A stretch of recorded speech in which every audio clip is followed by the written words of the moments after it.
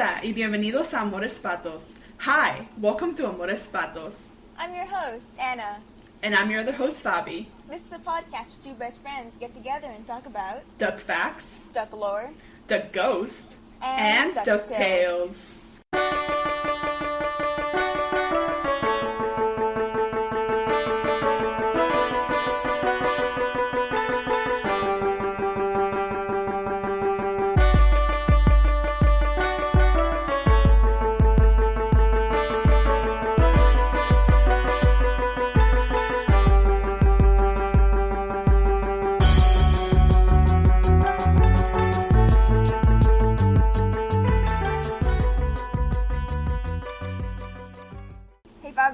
What's up?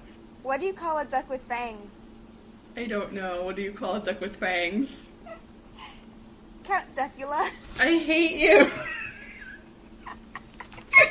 Welcome to the 23rd episode of Amores Patos. Why did I get nervous? Hi, welcome. In which we recap the DuckTales episode, The Secrets of Castle McDuck. Ooh. I couldn't remember this title again. I don't know why. Jeez. We normally just shorten them. We're like the Castle McDuck episode, the Goldie episode, the Who is Gizmo Duck is very easy, but yeah. Agent 22. Agent 22. No one has time to say the whole title. God no. But yeah, Jesus. See, this episode is going to be long. Yeah. I think I have a lot of duck lore to share. 3 hours worth of research, apparently. Of, straight research from Anna. Yeah. So be prepared Exhaustive research. Yeah. So we're going to get right into it. Mm-hmm. We're doing good. Going to get right into it so that we can, not spend 3 hours talking. Leave that for the fucking finale. Woof. Mm-hmm. So, the story for this episode is by Frank Angonis, Madison Bateman, Colleen Evanson, Christian Magelhays, and Bob Snow. Hey. The Dream Team. Yes. It was written by Bob Snow. The storyboards were by Von Tada, Brandon Warren, and Jason Zurich. And this episode was directed by Matthew Humphreys. And we have our 3 watches. We have Buzzkill Gas Station. Oh my god. Way, you look like a classic kind of a guy. I'm like that. Yes, one can never be too classy. Way, you got a nice little place here. Only hotel, I'm never stay inside. Is he here? Buzzkill is not here. No. He ain't. Damn, a mysterious castle would have been the perfect location. Surprisingly, he would fit right in Dismal Downs. Like, our 1-minute Donald watch. Who's never wrong, but always right? Who'd never dream of starting a fight? Who gets stuck with all the bad luck? No one but Donald Duck. It's turning into a joke. I mean, he technically showed up. No, he didn't. Oh, no, I mean, it's sad. They even mention it. The kids are like, nah. They name drop him a whole bunch, but Donald himself is not physically present. No, Someone just his spirit. His spirit. It's the closest we get, someone dressing up as him. It's the closest we've had in 4 episodes. Damn. Soon. Real sad. And then final watch, the Matilda McDuck watch, obviously, no. No. Though, how Matilda comes into this episode is actually fairly interesting, how she's related to this episode, at least outside of this show, I should say. I was hoping for at least, a portrait. Yeah, that's literally all I want. At this point, a portrait is all I want. We want very little. Yeah, because we know what Hortense looks like. I'm just just give us a picture of Matilda. All I want. So we got rid of Pethry to watch? I was going to let it die a quiet death. Oh, oops. But maybe we'll bring it back season 2. We'll see. When he's coming up, when he's going to show up. I'm excited. For Pethry? Just for season 2, though, in general. Yeah. Let's get right into this episode then. We start in the mysterious moors of Scotland. Yes, we learn that they're in Dismal Downs, and that the whole family, minus Donald and Beakley, are arriving in Scotland in secret. Mm-hmm. It's very hush-hush. Donald, oh my god, Donald. That's how bad I want Donald to be in it. Scrooge is very, very dramatic about how secretive and dangerous this whole mission is going to be. Yeah. Because the boys ask, and he's like, don't make eye contact.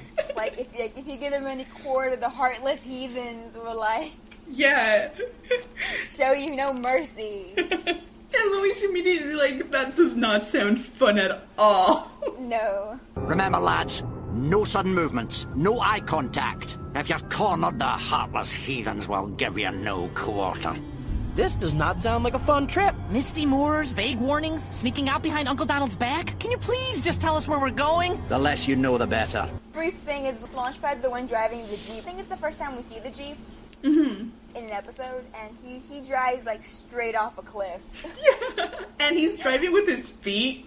Yeah, is he? Yeah, is that what's happening? Yeah, because he's holding the map in his hands. Oh my god. And he's driving with his feet, and then Scrooge tears the map away from him, and he like puts his feet down. Yeah, I did not fucking notice that. I noticed that the last 2 times I watched it. I was like, that's why he like rudely took the map from him. Yeah. I thought he just had the map in front of him. No, oh my god. Right.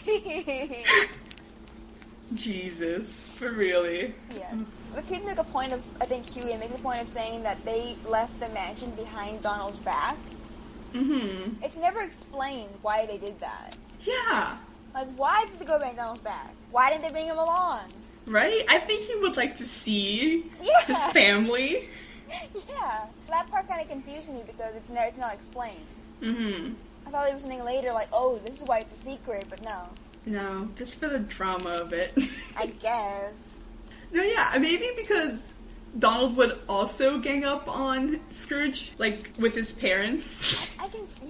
Spoilers. The parents the parents are I guess, like, he would definitely gang up on Scrooge with Fergus, but, I mean, that would be good! Yeah, that would. So we have Huey and Louie on one side of the Jeep, because the back of the Jeep is split into, like, 2 aisles that are facing each other. But they have all of their luggage piled in between.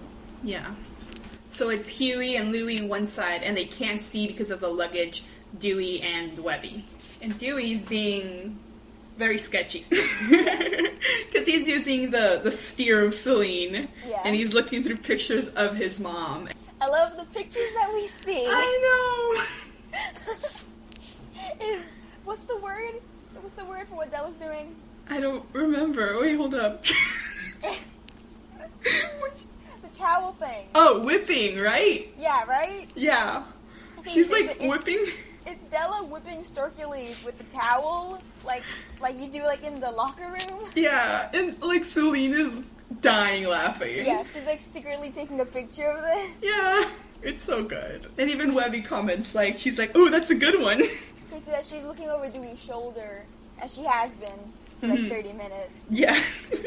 But she gets on his case like almost immediately about the secrecy of surrounding Della, their research of Della, and the fact that Dewey's still keeping it from his brothers. The fact that he's doing any of this research. Mm-hmm. Dewey like kind of responds like, "Oh, I'm doing this again because why get him in a panic when like it could all either be a dead end or like bad news?" Yeah. And Webby goes like, "Honesty?" Yeah. Yeah. Yeah, like they're your brothers. Yeah.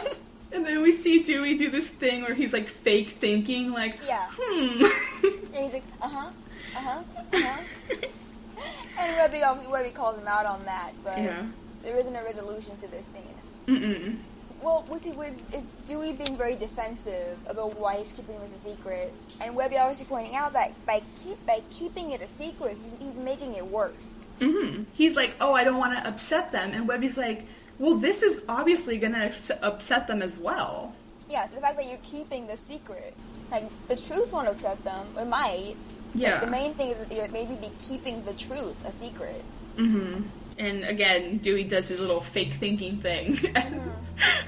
And doesn't really comment on it. And keeping an earth-shattering secret from them that could destroy your brotherhood wouldn't upset them? No,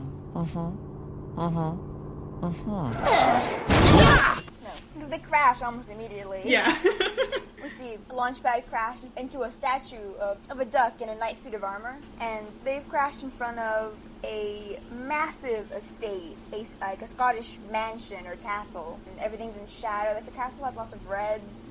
Yeah, like the lights that are coming are like glowing because everything around it is so dark and foggy and just very mysterious. Yes.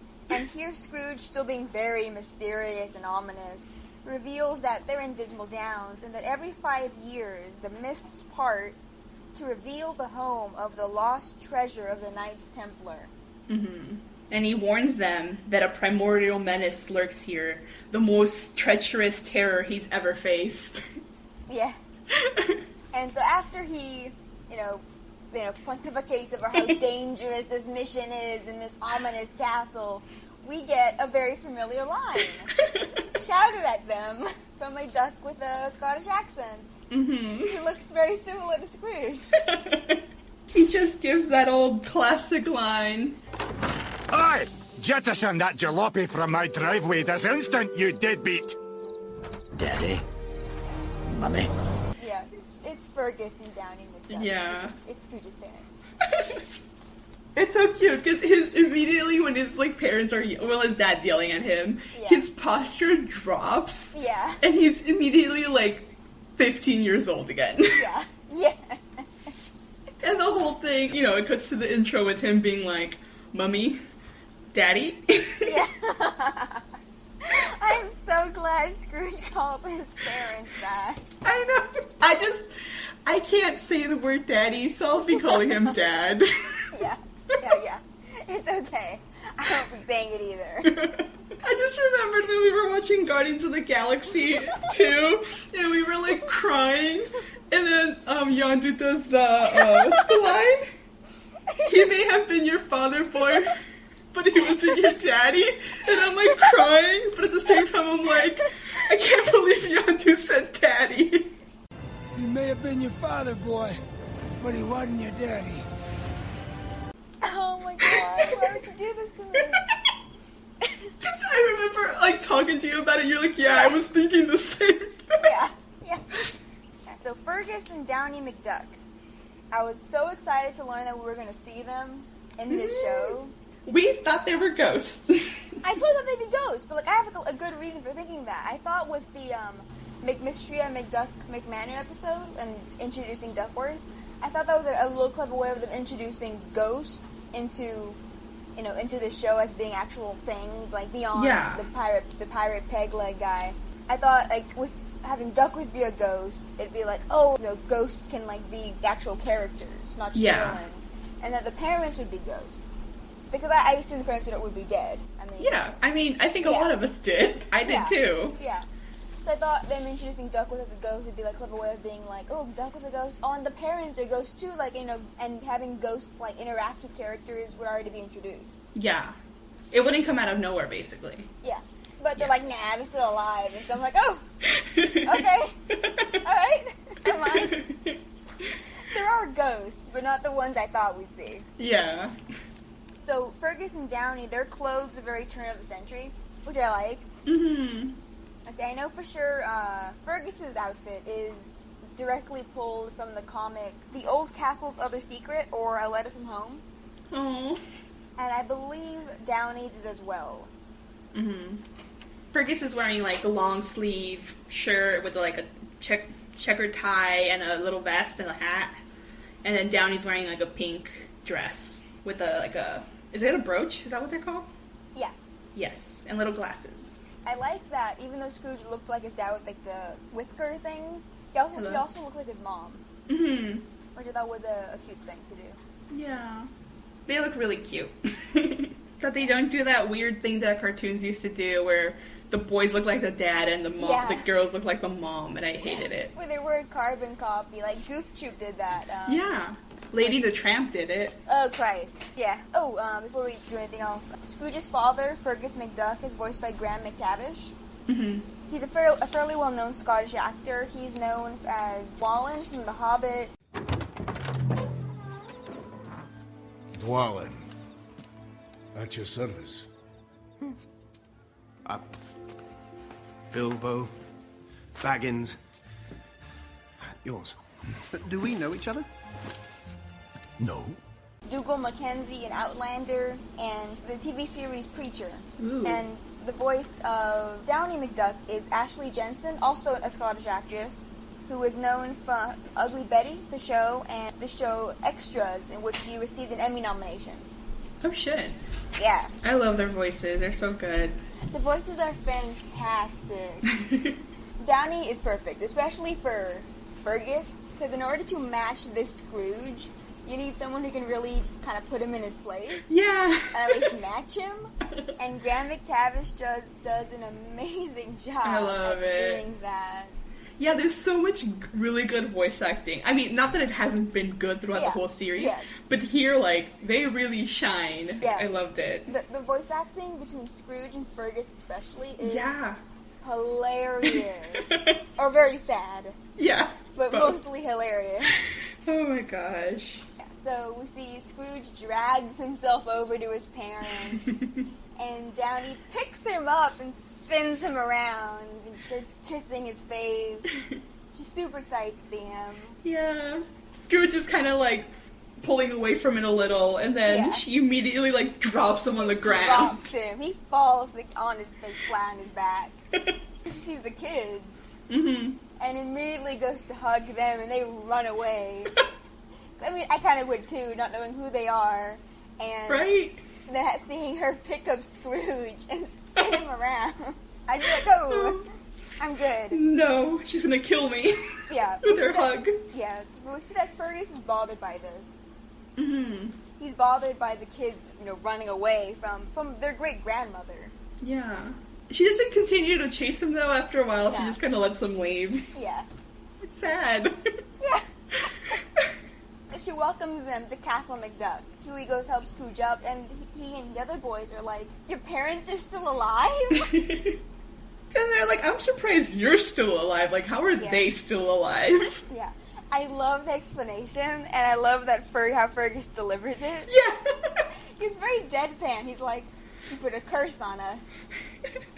Like, oh shit. Yeah. He's really grumpy, like arms crossed. He's like, he put a curse on us. And then Scrooge immediately, he's like on the defensive. He's like, that's not fair. Like, that's not what happened. Yeah. I very kindly rebuilt our ancestral home for them. But I might have used some discount mystical druid stones that might have granted them immortality. I just love it. Like, it's such a good explanation. It's not like, good. Oh, I did this on purpose or anything, but... Yeah. Your parents are alive? I can't believe you're still alive. He put a curse on us. That is not fair. I very kindly rebuilt our ancestral castle for them. And I may have used some discount mystical druid stones that accidentally granted them immortality. Yeah, he's accidentally granted my parents immortality. Because I was being cheap. Yeah. And then he's all like, I didn't know it would give me an eternity worth of criticism. And Fergus is like, so he admits it. He wants, like, he wants us dead. Yeah. And I love Scrooge. It's like, well, would you rather I let you die or make you immortal? and Fergus immediately, Neither is satisfactory. A thoughtful son would know that. So Scrooge just can't win. He cannot win. This is a recurring theme we see in the episode, that Scrooge feels that whatever he does, he can't meet his father's expectations. Mm-hmm. And it's funny, and then it gets sad. Yes. Yeah. It starts out funny. Yeah. Yeah, we see that Dewey is enthralled with the idea that this is Castle McDuck, where there's, like, brimming with secrets and information on his family. Maybe information on Della. At least Dewey thinks that's a possibility. And he goes to tell Webby that, like, there's probably info. And then this is when we see Webby. His reaction is the greatest thing. Yeah. She's freaking out. She is high-pitched squealing in delight. Yeah. Her face is frozen in joy. Because everything McDuck is here. Mm-hmm. Like, everything she's been obsessed with since she could, like, walk. Yeah, all the Is history, here. all the secrets, everything she's ever wanted. And then Dewey, like, tries to poke her, and she's just, still in delight, and he's like, oh no, she's having a joy overload. Webby, there's gotta be something about my mom here. Everything McDuck. Mysteries, secrets untold.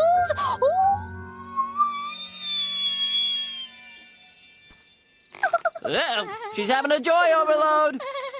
And we see that Downey goes back to Fergus and Scrooge. She wants everyone to get along. I mean, it's her husband and her son. But they're just glaring at each other.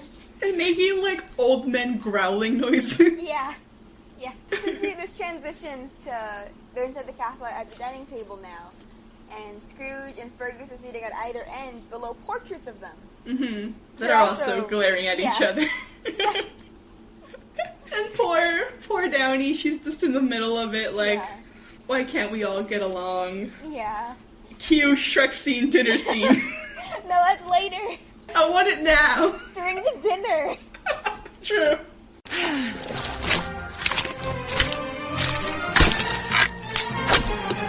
It's so nice to have the family together for dinner.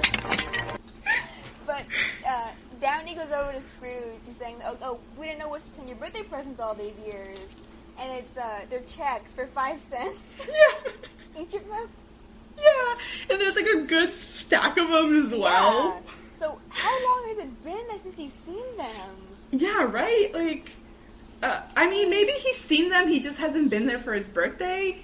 I guess, because we see later that, I mean, there's, like, pictures of Donald, so it hasn't been that long. Mm-hmm. True. At least 10 years since he's seen them? Yeah. Mm-hmm. But all of this, I just think it's so funny that they're, like, so many 5 cent or 5 pence, whatever. Yeah. Like, checks. Whatever the equivalent is. Like, I know you haven't seen Seinfeld, but I will make a Seinfeld reference. Because there's an episode of Seinfeld where they show that he gets, like, a check from his grandmother, from his Nana, for $10, and he's been getting these $10 checks, like, for a very long time, and he never cashes them in. Oh. And so his friend, Kramer, tells him, like, your grandma's probably upset that you haven't cashed these in, So he goes to cash them in, and he basically bankrupts his grandmother because there's so many checks. And his whole family starts to be like, oh my god, like if you needed money so badly that you cashed in your Nana's checks, like, you should have told us, and it's like this whole deal. Oh my god. Cue Seinfeld music.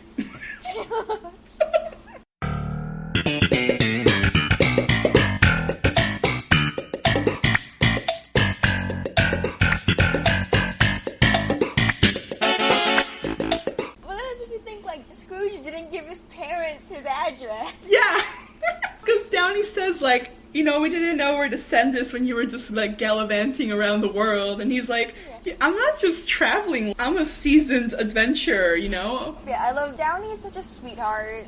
Mm-hmm. She just wants everyone to, make peace and everything. Yeah, but while Scrooge is telling his mom, like, I'm a seasoned adventurer. I'm not just, like, running around the globe willy-nilly. Louie butts in. Yeah. He's like, so, Louie, future owner of this castle, like, I mean, not really, because they're never going to die. Exactly. What the hell, Louie? What do you have planned? Oh, I hadn't realized. Sorry. Hi, Louie Duck, future owner of this castle. This Templar treasure, like, can I have it now? Or do I have to wait to inherit it, or...? Oh, so Scrooge mentioned Simon's treasure, but didn't mention his dear old parents, huh? Yeah, he previously kept calling himself, like, the only heir of Scrooge McDuck. Yeah, the only child. Yeah. Only child. Oh, Louie, what the heck? Yeah, so he goes, like, so, this Templar treasure, do I get it now? Do I inherit it later? He was just like... Yeah, he's smiling really awkwardly. And across the table, Fergus, he's like, so all about Simon's treasure, not about your parents, huh? Yeah.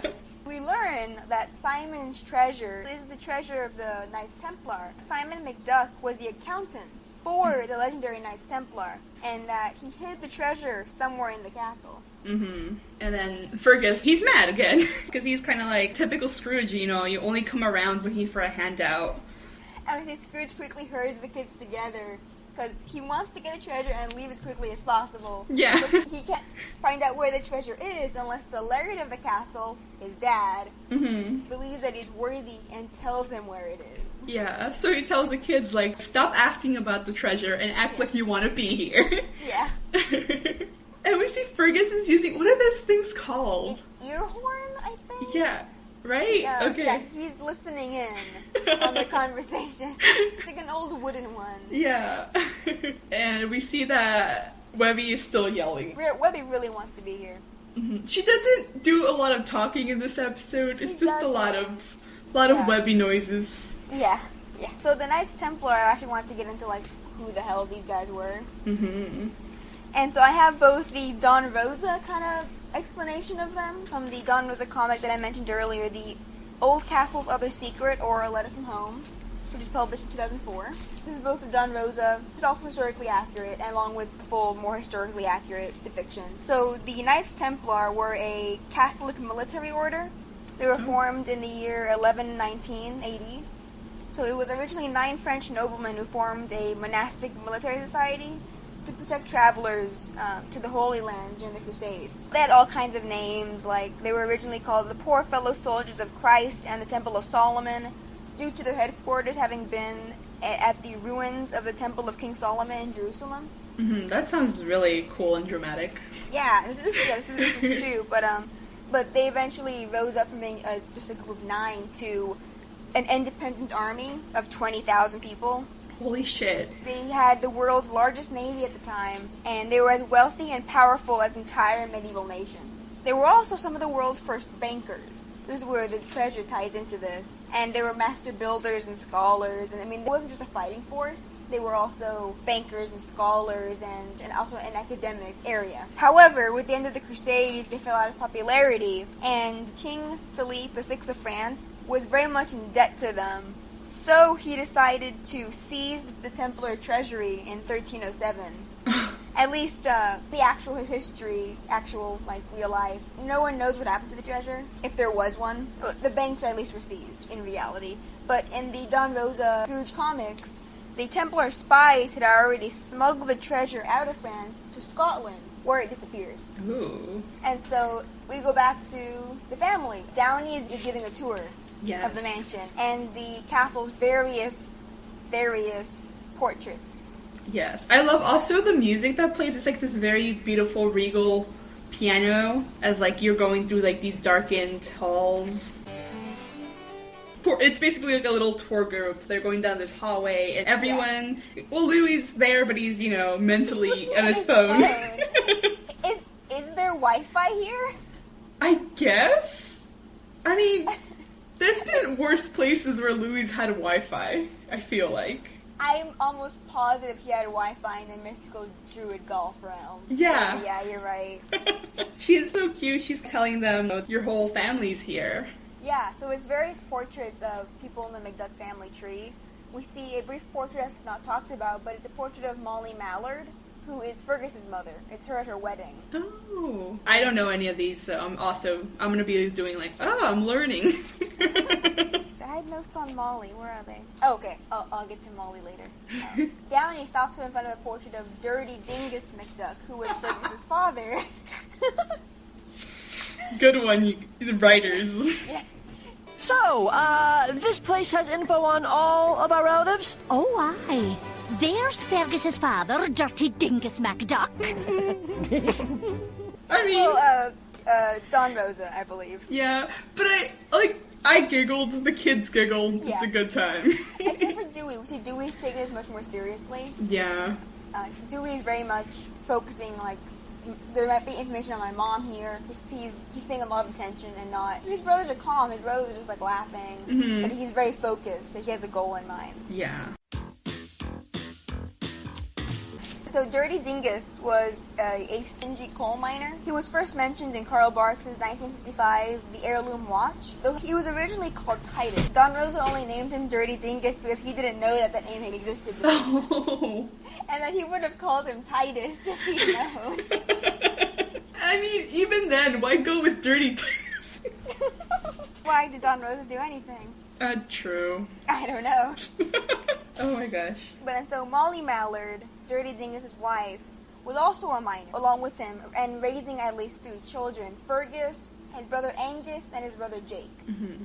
His brother Angus is featured in the, I believe, chapter 2 or 3 of Life and Times, The Master of the Mississippi, as Angus Pothole McDuck. Ooh, I remember that.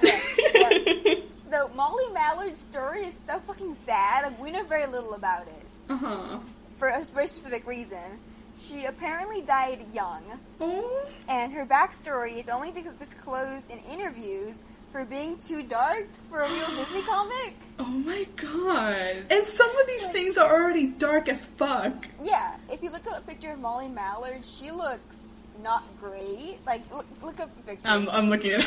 So, Molly Mallard, Don Rosa. We're getting hot takes. Oh. She has black hair. Yeah, she just looks very sad. Yeah. She's wearing like this. Is this the only image of her? I think so. It's the only one I've seen at least. Yeah, he has like this like fluffy black hair that's very frizzy. It's like, It's not as put together as some of the other portraits of the family tree. Yeah. And she looks very unhappy. Yeah.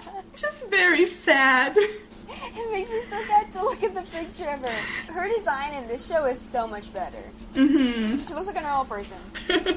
She has Louie's kind of like, half-lidded eyes that he has. Mm-hmm. That was a cute detail. Why is she so sad, Anna? We don't... She was a miner who was also raising 3 children. I guess that's really sad. In like the 1800s, like the early 1800s. Oh. So that shit sucked. Oh no. But as for the rest of the portraits, because this whole hallway is full of them. Though Downey doesn't go into the rest. And I wanted to quickly talk about them because they're important. Yes. For later reasons. Teach us. So there's multiple other portraits here. We see there is the statue of the duck in knight's armor we saw outside is actually Sir Ader McDuck, who was one of the, I'm not sure if he's the oldest McDuck that we know of, but he's one of the oldest at least. He tried leading his army, I can't remember who they were fighting, maybe the French, but he paid them so little that they refused to fight, and I think he then died. Oh my god! In the fight. Jeez. And then there's Seafoam McDuck, who is mentioned a few times in Life and Times because his gold teeth are passed down in the family. Mm. He has solid gold teeth. And he's also mentioned in the DuckTales original series episode, Down and Out in Duckburg. And he was a ship captain who lost his entire ship. Like, there's a storm, I believe, and he lost everything. Damn. And then there is Sir Simon, who is the accountant for the Knights Templar, or the treasurer. He has the largest portrait. And then beside him is Sir Roast McDuck, who is standing next to a large, like, Scooby-Doo style sandwich. Why? That's such a weird name, too. He's the son of Stuffed McDuck, Sir Stuffed McDuck. And, well, Sir Stuffed McDuck was a very successful chief of the McDuck clan. Like, he led into prosperity and stuff. Mm-hmm. His son, Sir Roast McDuck, did not. Oh. He spent most of their money poorly. I think on food. And one tends to do. I can't remember what he spent it all on, but he was very bad with money, and then later died of eating when he ransacked, I believe, the English king's pantry. Oh my god. Yeah. So that's Sir Roast McDuck. I checked to make sure it was him. It is. Yeah. Because he's the one who ate himself to death. Jeez. And then below him, and to the right of the Molly Mallard portrait, is Quagmire McDuck. Mm-hmm. I wrote who he was. He is Fergus's uncle. Oh.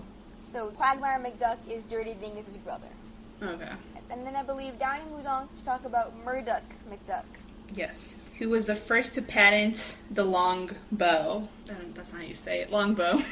Yeah, I was gonna be like, dude, please say it.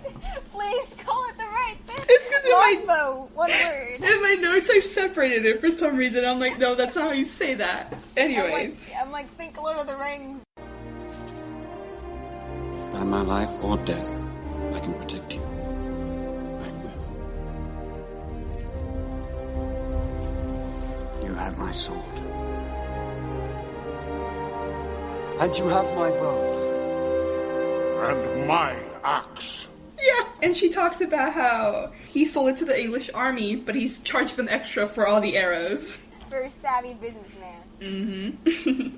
Which I thought was a cute detail, because they have, like, underneath the portrait, there's, like, you know, a longbow, and then a thing of, like, arrows.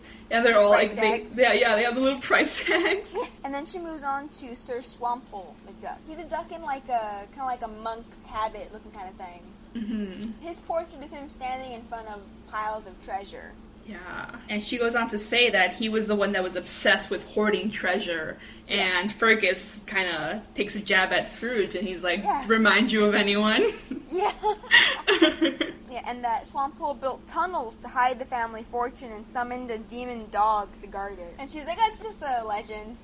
Probably. I love it because all the kids are like, yeah, like demon dog? Yeah, and she's like, you know, maybe, probably.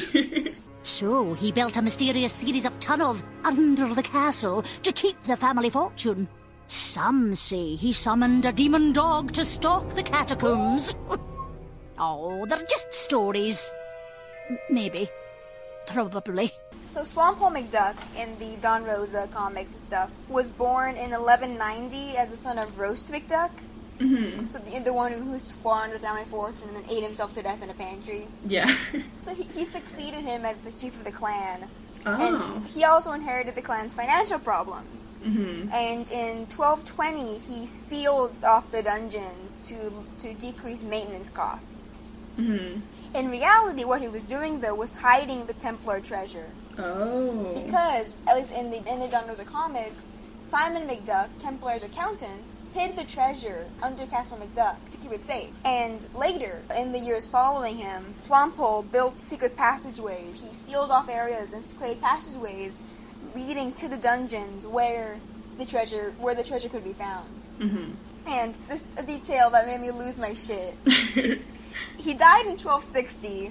His skeleton was not buried in the family cemetery, but put inside his suit of armor in Castle McDuck. What the fuck? So there's a suit of armor somewhere that has a skeleton in it. Yeah, that's fucking terrifying. Oh my god. I just thought of, like, when people try to get into suit of armors in cartoons, you know? Yeah. The kids have done it before. Yeah. It's just like, skeleton.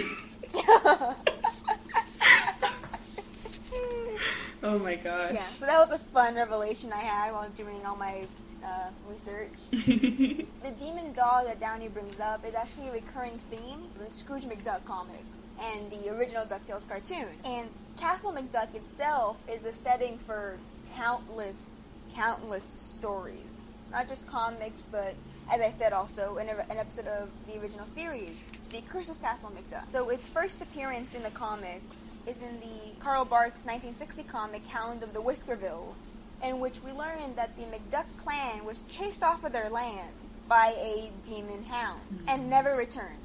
And that was in 1675. Oh shit. The family was chased off, and Scrooge was born in 1867, I think he was born. Mm-hmm. And so in all that time, no McDuck had gone back. What actually happened is that the demon dog was a hoax by this rival clan called the Whiskervilles, who wanted the McDucks to leave their land so that the Whiskervilles could use it for their sheep. Oh my god. So, that's so fucked. Yeah, no, they did not know about the treasure. They just wanted the land. Oh my for god, for grazing. Yep. Yeah. Oh Yep. my god. And then in the Life and Times, Castle McDuck is a very prominent issue. It's a big deal for Scrooge to take it back for his family, to reclaim his family name. Because where we start in chapter 1 of Life and Times is called The Last of Clan McDuck. Especially at the beginning of the comic, there's a sense of melancholy because Scrooge is the last of this once great clan. Mm-hmm. And his family is now poor. His family is now hardly even a semblance of that once great name, of that once great clan. And it's Scrooge's father who especially feels this because he can't give this to his children. Yeah. That this legacy ends. There. It ends there. Scrooge is the last. And unless something changes, they'll never reclaim their ancestral home. Mm-hmm. It's very tragic, and it's an interesting idea for me that Scrooge is the last of this once great bloodline. A family that was once great and wealthy, even if there were pitfalls. Mm-hmm. Sir Roast McDuck, as an example. Obviously, in the end of Life and Time, Scrooge becomes wealthy beyond belief, does reclaim his ancestral home, but he's now completely alone. Yeah, fuck. Yeah, at least in the Donner's comic, there's this whole family legend of this large fortune being hidden inside the castle. Because Sir Quackley McDuck, who I think Sir Quackley is actually the first McDuck, at least he's probably the oldest. Mm-hmm. He was trying to hide the treasure from thieves and was accidentally trapped inside the castle walls while trying to protect it. So his body's just in there. That's horrifying. That's some Castle Amontillado shit right there. Yeah. It's worse than Skullhole because he was dead and he's like, before he's dead, he's like, put my skeleton in my suit of armor, and they're like, chill, cool, we'll do that. But Sir Quackley was like, they boarded up the wall around him somehow. Oh my god. And treasure was never found, but it's with him, mm-hmm. with his body. Jeez. Somewhere. That's horrible. And then in chapter 5 of Life and Times, the new laird of Castle McDuck, this is where Scrooge goes back to Scotland to help his family save McDuck Castle because they need to pay some large fee. Mm-hmm. Taxes or something. And this is where Scrooge has to fight the Whiskervilles, long story.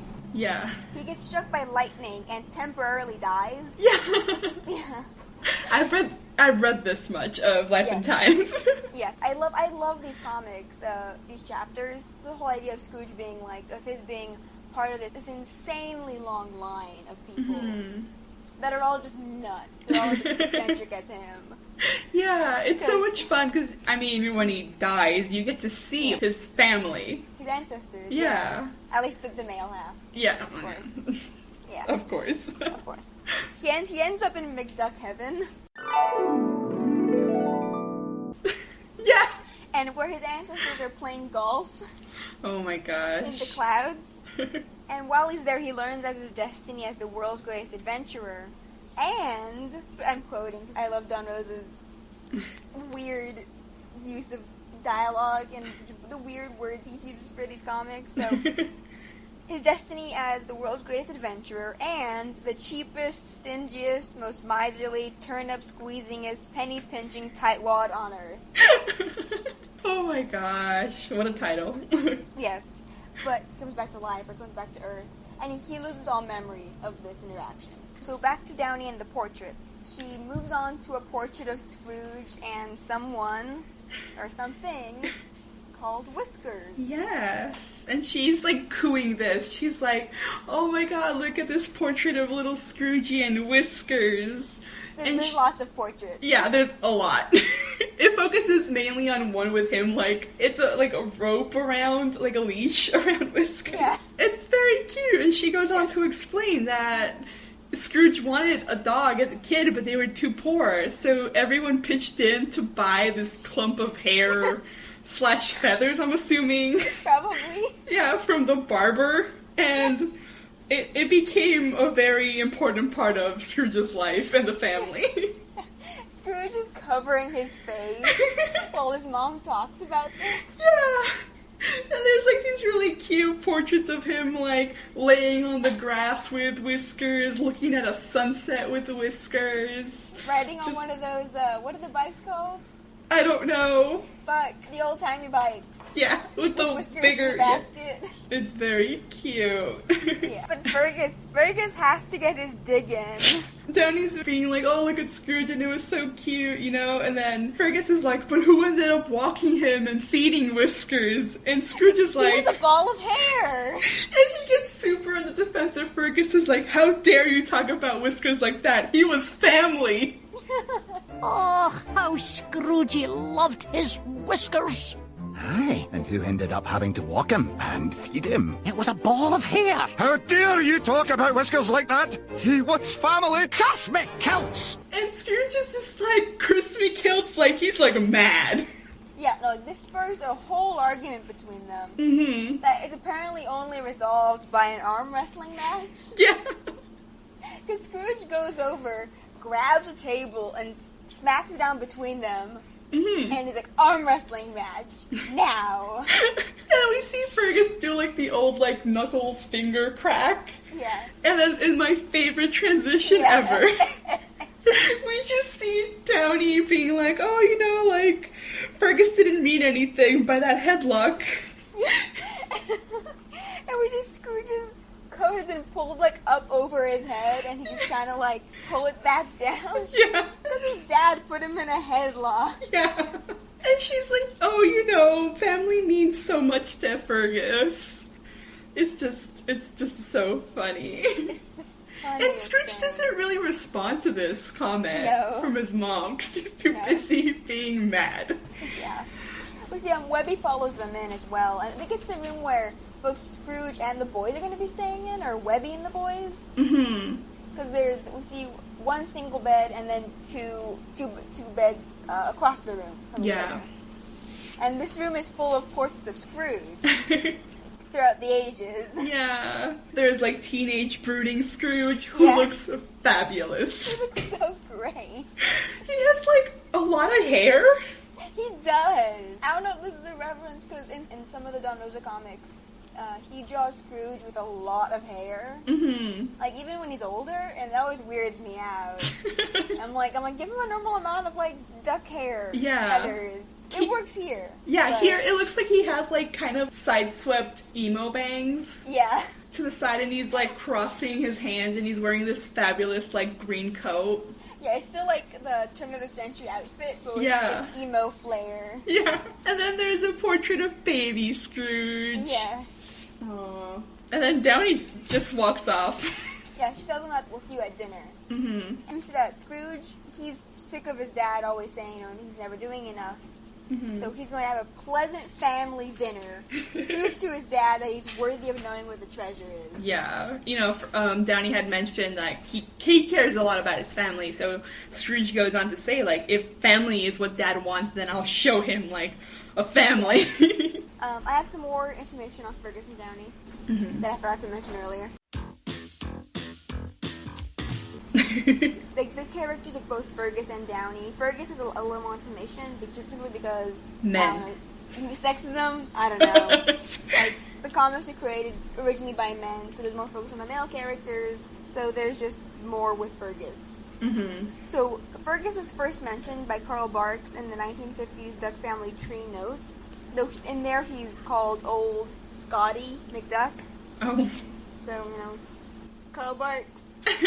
He's good at some names and not others. That sounds like he just gave up. Yeah, like he was Flintheart Glomgold and then Old Scotty McDuck.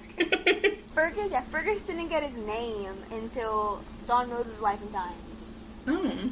And I believe both Fergus and Downey's first actual comic appearance is the 1970 Uncle Scrooge comic, Uncle Scrooge and the Gold of the Klondike. It's an Italian comic, so that's the translated name. Oh. It's by Romano Scarpa, and Fergus also appears, or Fergus, in quotes, as McPapa.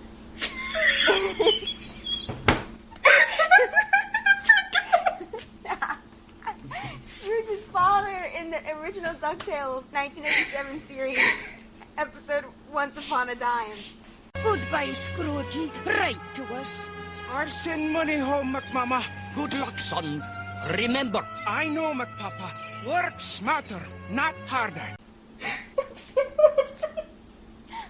It's my weakness. It still gets you. It still gets me. It was the first time that I was watching that episode, and he's like, McPapa and McMama. Anyways, carry on.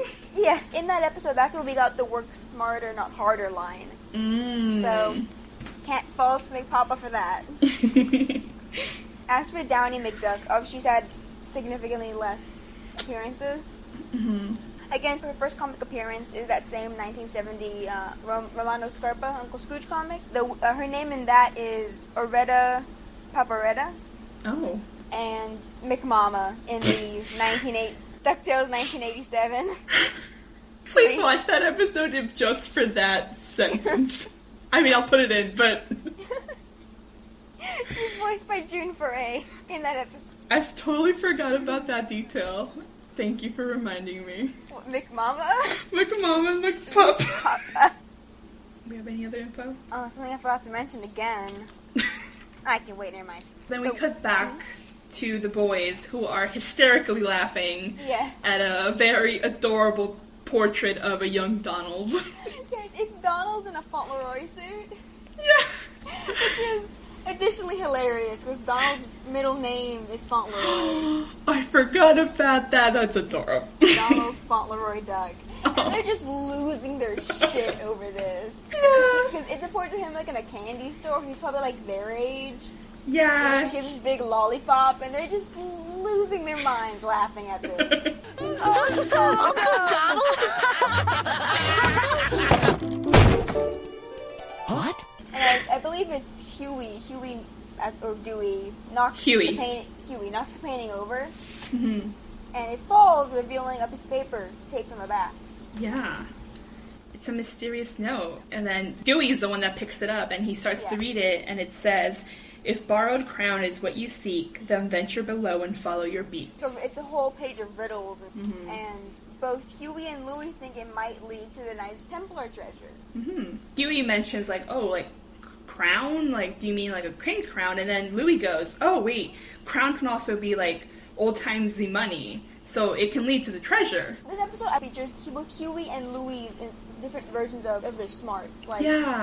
Huey's intelligence is different from Louie's. Neither is better than the other, but it's two very unique takes. On different kinds of intelligence. What Louie knows is very distinct, that only he knows. Stuff about money and the history of money and gold and treasure. Meanwhile, Huey's smarts we see is a little more encyclopedic. Yeah. It's less specific than Louie. But Dewey's a little worried because Dewey has his own investigation going on. And so we see that Downey's coming down the hall, so he tells Huey and Louie to go stall her while he fixes the painting. They both go. And as he's fixing it, he's also kind of taking this chance to read through it. And he sees that the handwriting is exactly the same as the Spear of Selene note. His mother wrote this note. And I love the way that Louie and Huey are distracting Downey, is because Louie says the air has chilled Huey's cheeks. Do you think you want to pinch them? Yeah. And she's very excited. And when they come back, Huey's cheeks are all red. Yeah. So Dewey wants to solve this riddle, this mystery, before his brothers, in case it's something bad. That they don't find out about it first. To Huey and Louie, the only mystery is the Knights Templar mystery. Yeah, there's no ulterior thing. They see that Dewey's acting weird, but they have no idea what's going on. Because Huey's immediately okay, let's go, let's solve a mystery. And Dewey starts to be just because there's a weird riddle in a mystical castle doesn't mean there's a mystery. Yeah. And Louie's are you trying to get the jump on us? Do you want the whole treasure for yourself? Yeah. Dewey avoids them and runs off with the riddle. And he, throws a suit of armor on the ground, thankfully not swamp holes. I'll be horrified. Oh my god. Jeez. Yeah. And he keeps running, and he runs past the first clue, which he figures out. Because the next clue was to ensure the arrow miss its mark, pluck a ditty on an arc. And it's Murdoch's longbow. I believe on the note there's certain letters capitalized, and that they're notes. Yeah, it's B, A, and G. Musical notes. So, yeah, musical notes. So Huey, he starts to pluck the string in these succession of notes, and it opens up a passageway. Some letters are capitalized. B, A, G. Are these musical notes?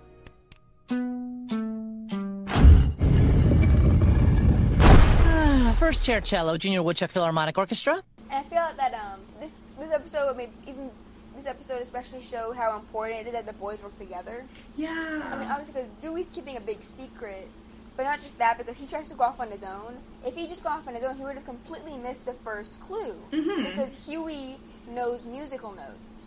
He understood this clue. Without Huey, Dewey would not have figured it out. Because Huey goes on to brag that he's first chair cello at the Junior Woodchuck Philharmonic Orchestra. Yes. I thought was really cute.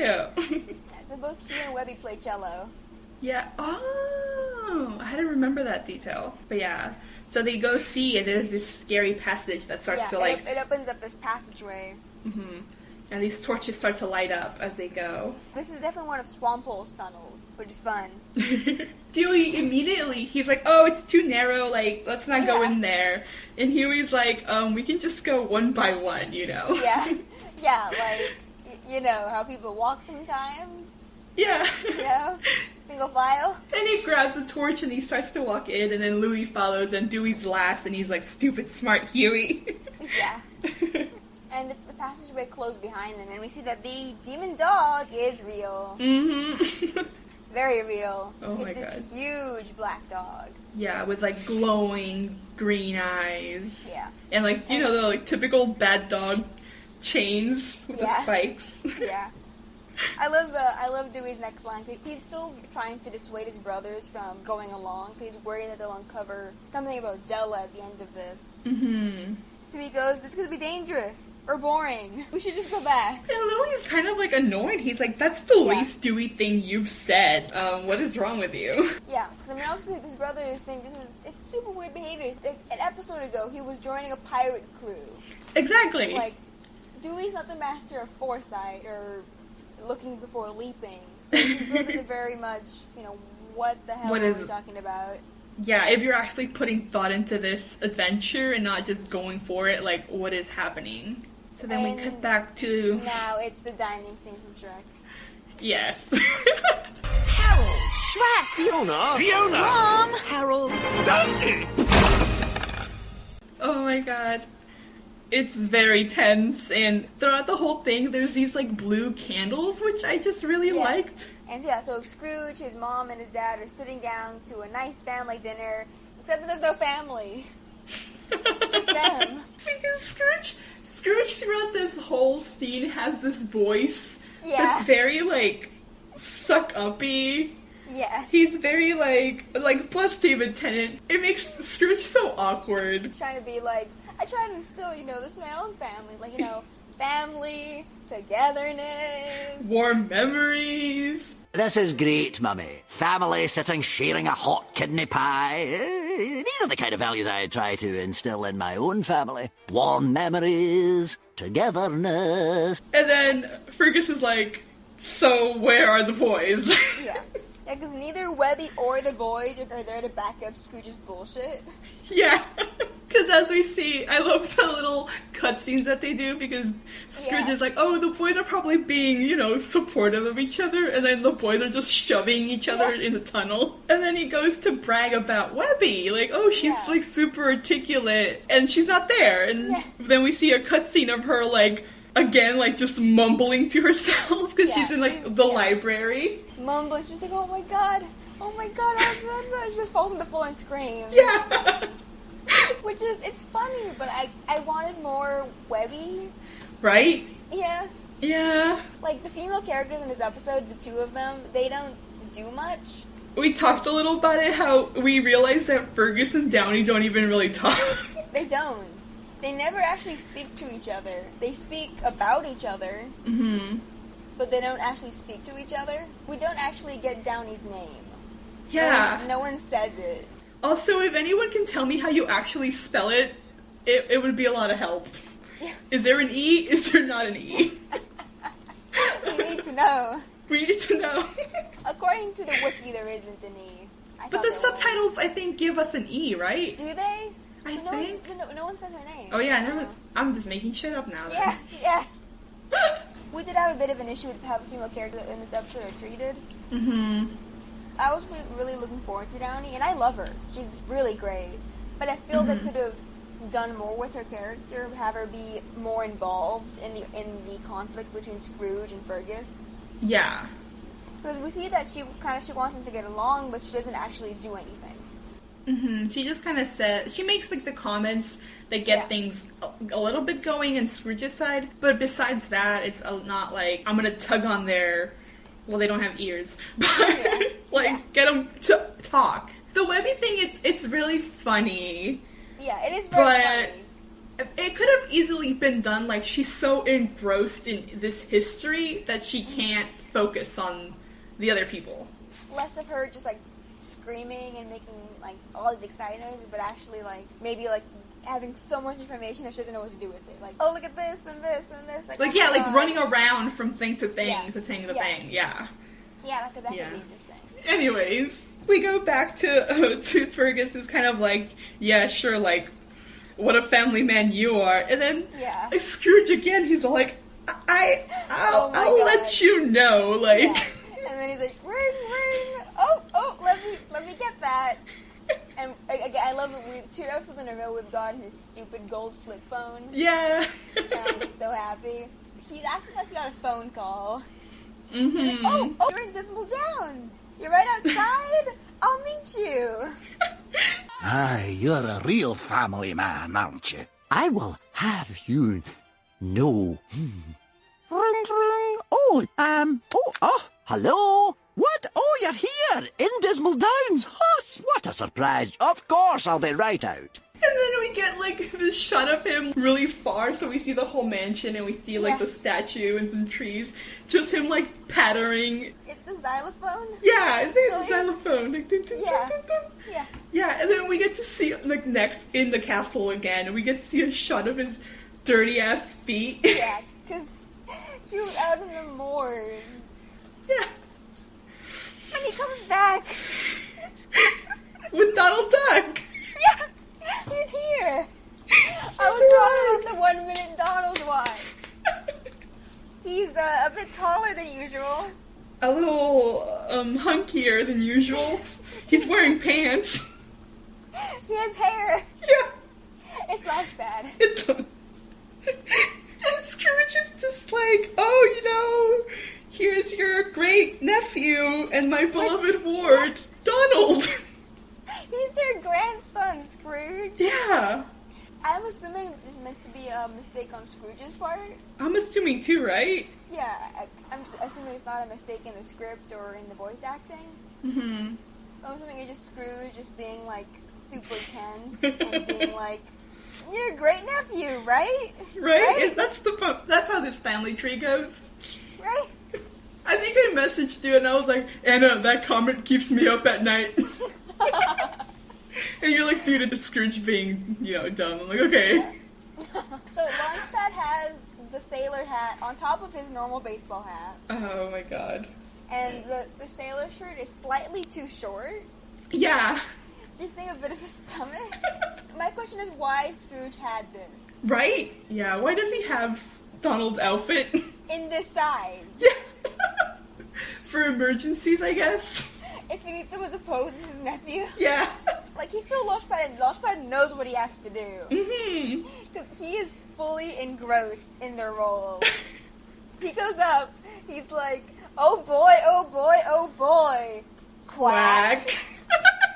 And we see Scrooge facepalm, and I'm like, what did you expect for him to do? Yeah. Launchpad, he's doing the best he can. Yeah. I'm proud of him. Right? Mummy, Daddy, say hello to your great-nephew and my beloved ward, Donald!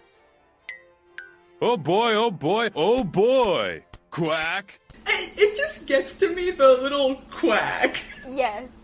Quack. Oh my gosh. My question is, why was he making Launchpad just sit in the Jeep?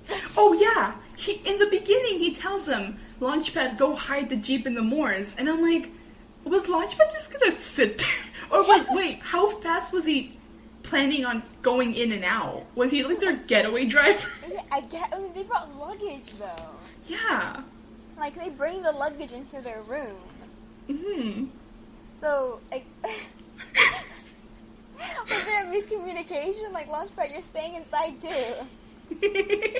Or was this his backup plan the whole time? Maybe, and he needed Launchpad outside to do the reveal. Maybe, like, Or maybe because Launchpad just didn't get what was going on and stayed in the Jeep. He's like, okay, I can use this. Yeah. This is now Donald. Oh my god, yeah. It was amazing. It was a really good review. Yeah.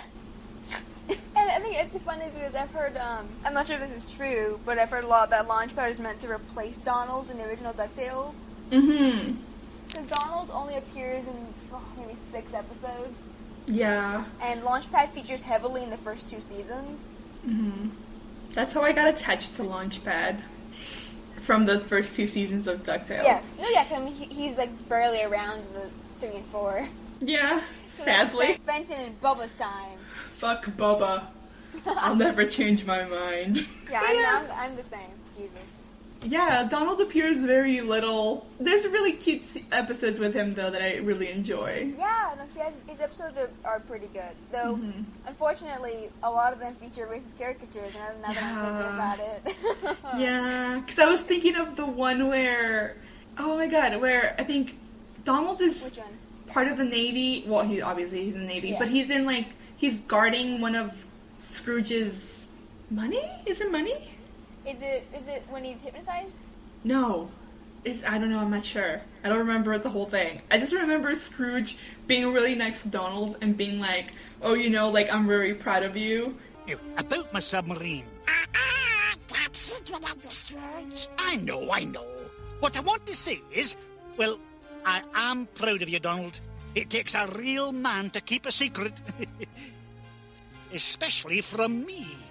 That's a real compliment, Dr. Scrooge. Especially from you. See ya, Dr. Scrooge. See ya, sailor.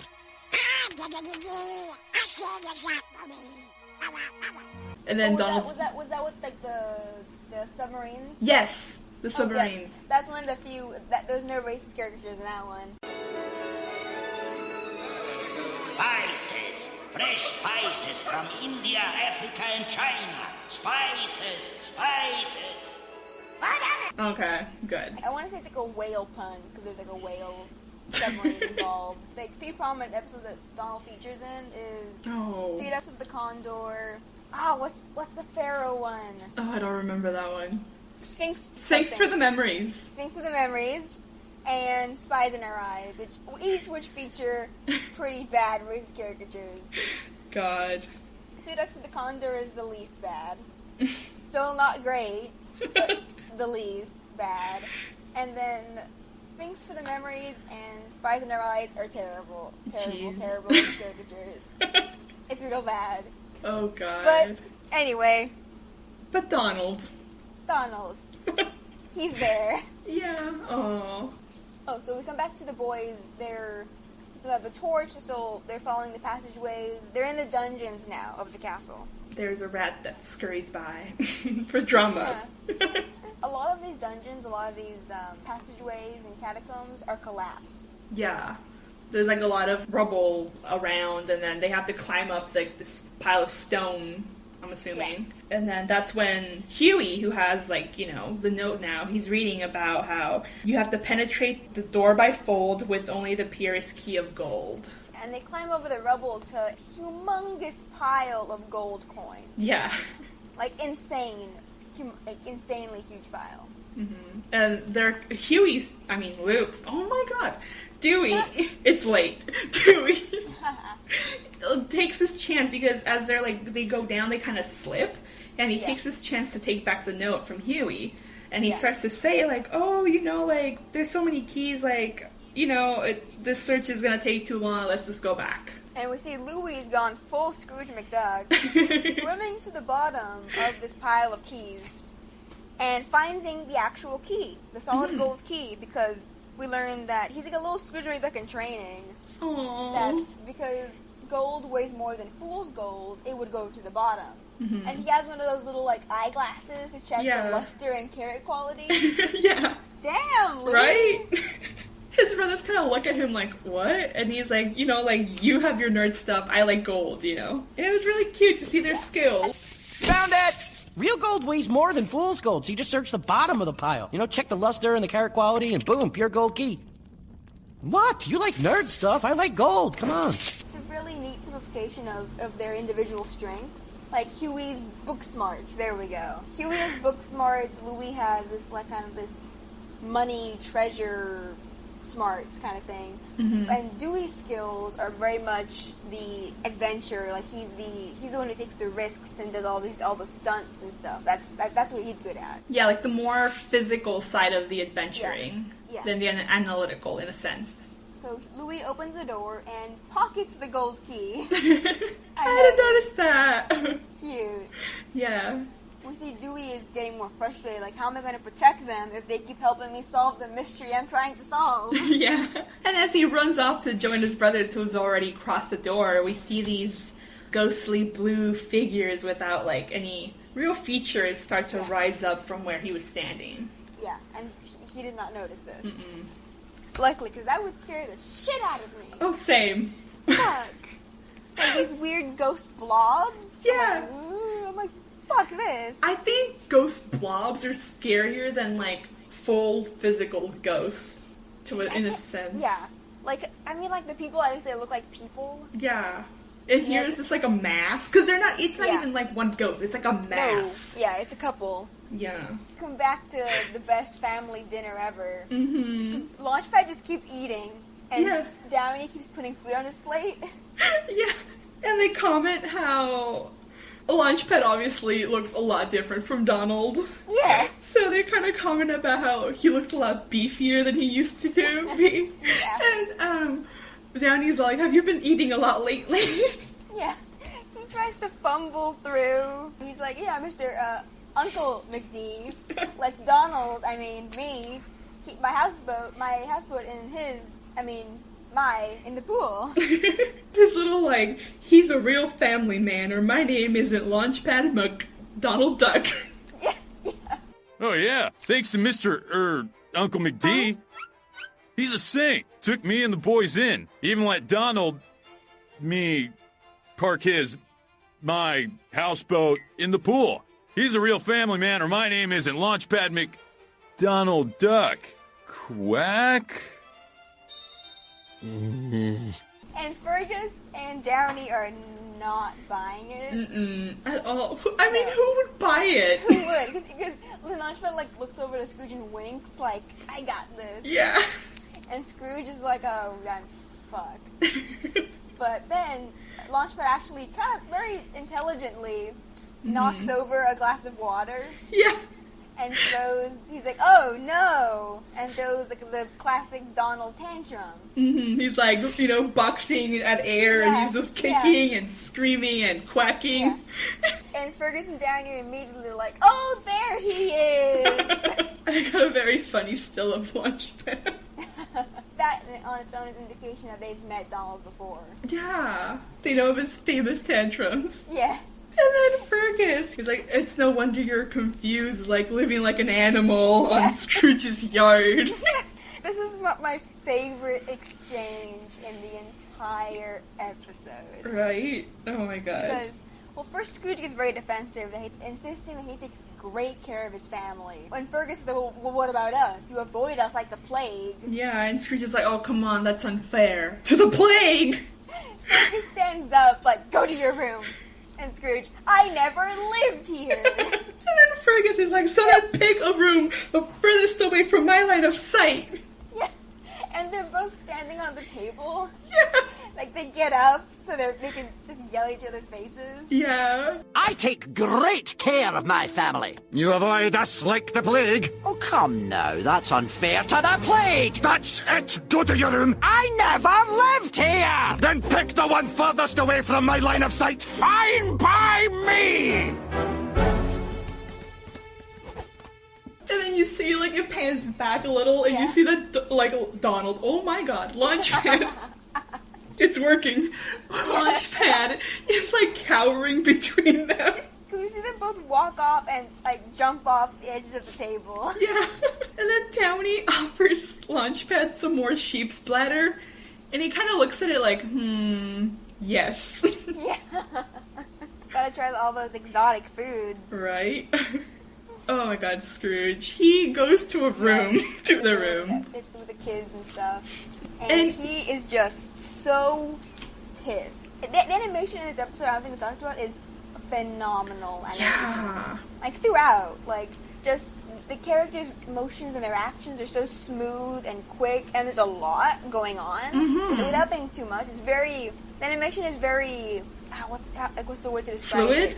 Yeah, very fluid, but also very animated, for lack of a better word. The characters are very animated. Yeah, like we mentioned, Donald's hope. Oh my god!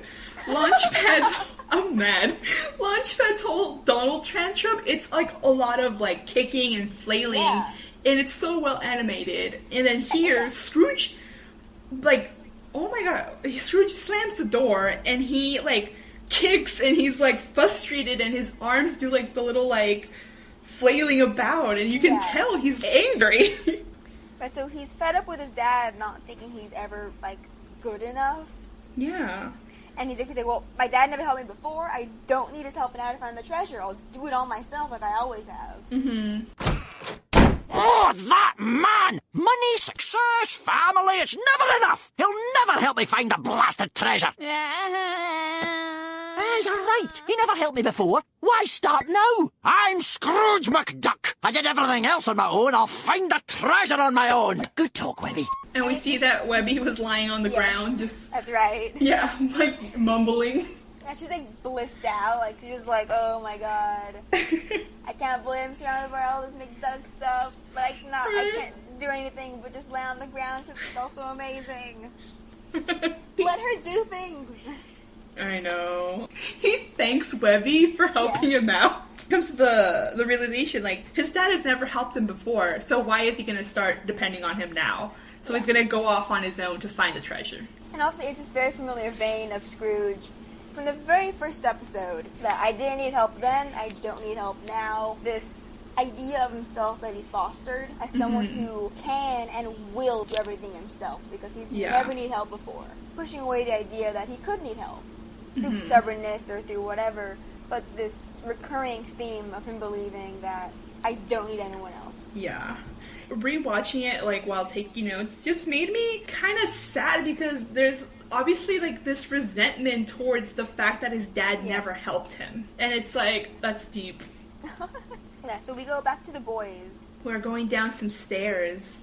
It's Huey still holding the torch, and it's, like, a really cool shot of, like, the stairs. It's so dark, basically, only the top of the stairs are illuminated. This is a reference to a scene in the original DuckTales intro, where we see them going down the dark castle stairs. I can't remember if they're in Castle McDuck, or if they're in Hotel Strange Duck. I think it's Hotel Strange Duck. I recently rewatched it while I was away of the country, and I had that episode downloaded. And I think it is, because they're going down with Scrooge, right? Yes. Yeah, it's when they're going down to the chambers to find everything. Yeah, because Webby's not there, and Webby's in the Curse of Castle McDuck. Boys are walking, and they pass by some more collapsed tunnels and passageways, and we see the demon dog is still following them. And they enter the crypt of Clan McDuck. Yeah, the final resting place of all their ancestors. Including, apparently, Donald. It's all these, like, old-fashioned wooden doors. And Louie, like, kind of walked away, and he's the one that reads it. It, like, pans up, and it's, like, Donald Duck. And I love what Dewey says. He's all like, has Uncle Donald been dead the whole time? Like, holy shit. Ooh, the real mystery. Like, the Sixth Sense. But, like, the opposite. But Louie's like, no, he gets hurt too much to be a ghost. Yeah.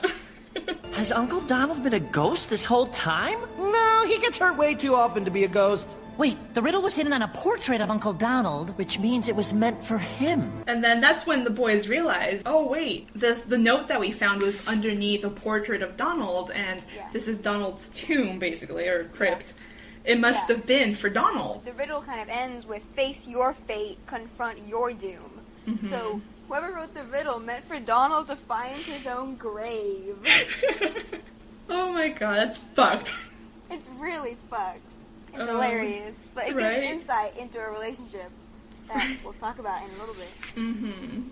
Because they start to wonder, could the treasure be in there? Think about the treasure. Meanwhile, Dewey's worried. What could this mean? Knowing that Della wrote this. Yeah, like, what are they gonna find? So Huey and Louie go to try to open the door, and he's like, wait, what if there's something in there that we don't want to find? Yeah, Dewey tries to stop them one last time, but he's not able to keep them from opening the door. Yeah. And inside they find a tomb, I assume empty. I hope. With a bag sitting on it with a blue scarf peeking out. And it was at that moment that I was like, oh fuck. Yeah. So I wasn't sure, I'm like, what's this leading to? And then I'm like, oh. Yeah. Bag says property of D. Duck, but there's more than one. Yeah. D. Duck. So Dewey grabs the bag, and that's when the boys run because they hear like this growling noise coming. Yeah. And it's the demon dog. It's a humongous dog. Like, it's like, there's no dog this big. It has very sharp teeth. It's very sharp claws. It's dripping saliva. Typical demon dog. Demon dog. Oh yeah, it immediately goes to attack them. And so they quickly close the door and they lock it, I assume. But the dog is huge and is just clawing at the door. Yeah. And so Huey's trying to figure out, we need a plan to escape. Grabbing the bag from Dewey, they see what's inside of it. It's a scarf, an aviator jacket, and Huey wants to burn the scarf as a distraction and run past the dog. And Dewey's like, no. He immediately grabs the bag back, and he's like, we can't do that. And Louie brings it up, like, you're being really weird. This is a really bad time to be weird. What's going on? Yeah, and he finally reveals that this belonged to their mother. Yeah, and they're just like, yeah, what? They all gasp. They have no idea what's been going on. No. They have no clue what's been happening. This is the first time they might have heard of their mom in a long time. Yeah. And suddenly it's like, this belongs to our mom, and it's like, what the hell? How do you know? Exactly. Yeah. Like, what led you to believe that this could belong to her? Yeah, oh my gosh. We go back to Scrooge, who's treasure hunting, and he's doing the classic looking through the walls to see, like, if there's a secret entrance, yeah, listening to the walls. Yeah, he's knocking and stuff, he's looking, for hollow points. Rumbling to himself about what his dad said before. Yeah. He walked Whiskers, but who loved Whiskers? I just love, not only the implication that he loved Whiskers, but just that Whiskers was actually walked. Yeah! What? How did that happen? Just give it a good kick. Yeah, he finds a secret passage. One of the stones is like a button. It's a little different than the rest of the background stones. Yeah. And we see Fergus is waiting on the other side. I love the mirroring because they're both like hands on their like hip or you know, and they're like Scrooge is very proud of himself and like Fergus is like glaring at him like I told you to stay in your room.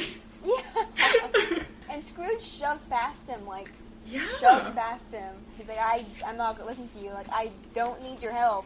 And he keeps walking really angrily and just falls straight through a hole in the floor. Yeah. And then it cuts to Fergus and he's like, ugh, kids. Yeah, and he like walks over and kind of climbs into the hole and jumps down after him. Yeah. It cuts back to this fucking demon dog. It's gone from clawing at the door to like just ramming against it. Meanwhile, the boys inside are having like a friggin' like existential crisis. Because Huey hands Louie the torch and goes over to kind of like hold the door. He, demands of Dewey like, how do you know this is our mom? Yeah. The full truth comes out. Yeah, because Dewey's like, I've been researching Mom on our own. Like, I've been in a forbidden library. I crashed the Sun Chaser. I talked to the goddess Selene. And that's when he kind of realizes, like, that sounds a lot worse when I say it out loud. Huey is rightfully mad.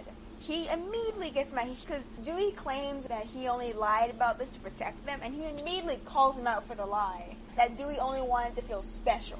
Yeah, and he's like, classic Dewey. She's our mom. Like, in what world did you think that was okay? How could you keep this from us? I was trying to protect you from a potentially devastating revelation. Or you just kept it to yourself so you can feel special. Classic Dewey. She's our mom! And see, finally, Dewey, this gets him to really admit more of the truth, that he did originally want to protect them, but if he kept finding out more and more, that telling them the truth at this point would just hurt him. And this animation is brilliant. Oh my god. It's... when I was watching, I'm like, holy shit. Yeah. It's like, it's practically movie quality with how smooth it is. Do you know who did this piece? No. Damn.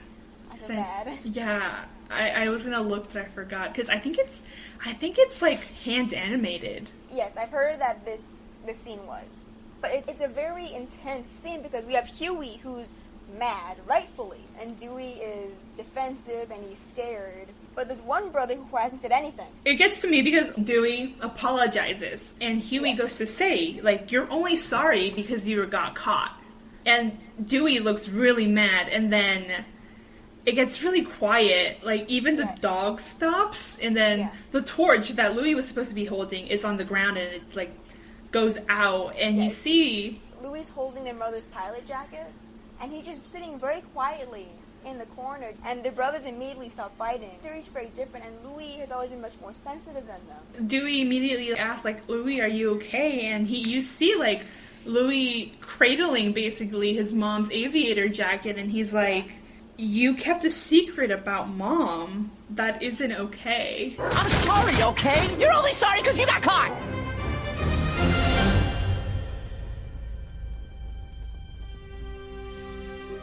Louie, are you okay? You kept a secret about Mom. That is not okay. Huey's default reaction is anger for the secret. Louie's reaction gets very much to the heart of the issue that they all feel this desire to know their mother. They never knew her, and Dewey keeping this secret, this huge secret from them, it hurts all of them. It's so moving. I literally cried the first time I watched it. And it still gets to me because it's just this, like, really raw, like, emotion. And Dewey immediately looks, like, shamefaced. Like, I fucked up. And then immediately this touching moment gets interrupted. Yeah, by the dog breaking the door down completely. Yeah. He's like, oh, are you having a nice moment in there? I'm gonna wreck it now. Excuse me. And he closes the door.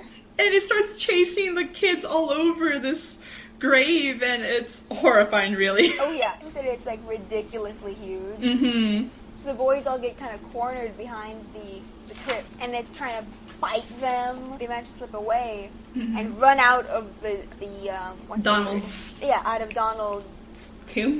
Out of Donald's tomb entirely, and they all run down separate passageways. But the demon dog follows Dewey. And then we cut this dramatic scene back to Scrooge and his dad. This was probably my favorite scene in the episode. Yeah, I didn't expect this next scene to happen at all. No, I did not expect this either. Oh my god. We see that they're way in, I don't know where they ended up, but they're in a completely different part of the castle. They're maybe underground, I'm assuming at this point, because there's high arched ceilings and stuff, but it's very ancient wherever they are. They come upon a huge symbol. It looks like the symbol of the Knights Templar, covered in moss.